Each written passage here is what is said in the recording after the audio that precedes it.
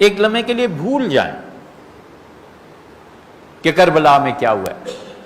مدینہ منورہ میں اس نے لشکر بھیجا، اہل مدینہ تک جب خبر پہنچی نا سیدنا حسین ابن علی رضی اللہ عنہ کی،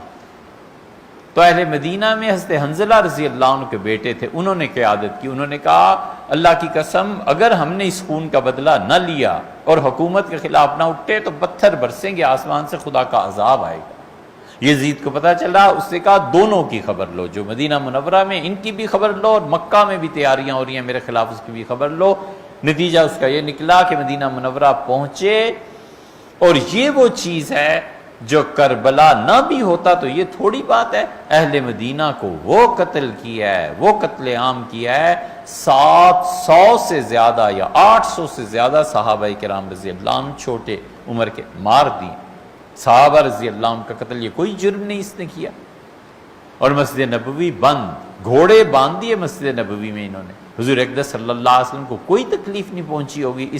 اس ہڑبونگ سے، اور یہ جو کچھ ہو رہا، مکہ مکرمہ میں جا کے پتھر برسائے ہیں